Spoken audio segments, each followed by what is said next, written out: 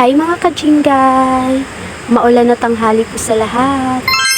Andito po ako ngayon sa isa pong restaurant dito sa Rizal. Kasama ko nga po pala yung nanay ko. Ayan po siya. May mother there. Ang pinakamaganda kong nanay. Aba-aba, siin banda. Mamimili lang ho sana kami ng mga sinurot at mga kajinggay. Kaso bigla hong umulan kaya sabi ni nanay mahapit anay ho kami iya sa restaurant. Makaon ay kuno kami mga kajinggay. Wow! Saktong-sakto ho, 11:30 na. So titila pa ho yung ulan pagkatapos ho namin kumain. Nakapag-order na ho kami. Kaya huwat-huwat anay ho mga kajinggay.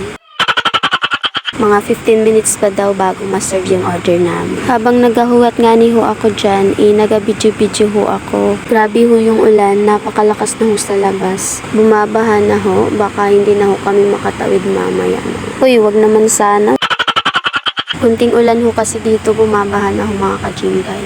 Kaya nakakatakot ho lumabas pag ganito pong umuulan. Nga po pala mga kajinggay, mag-ingat ho tayong lahat. Lalong-lalo na ho yung malalapit po sa tubig. Mag-ingat ho tayo mga kajinggay. Ayan na nga, dahil medyo na iinip na ho si nanay. Picture-picture daw ho muna kami. Sa wakas, ito na ho. Dumating na ho yung order namin. Ayan. Chicken inasal with rice. Wow! Ayan ho yung sausawan. Saka may free soup po siya. Saka only rice na rin ho siya. Kaya ano pang ginahuwat nyo? Motion! Gora bells na! Kaon na tayo mga kajinggay. Si nanay halawon bira. Halatang gutom Ako pabidyo-bidyo pa. Hindi ho kasi nakapaghapunan saka umagahan yan mga kajinggay. Kaya ganun. Joke!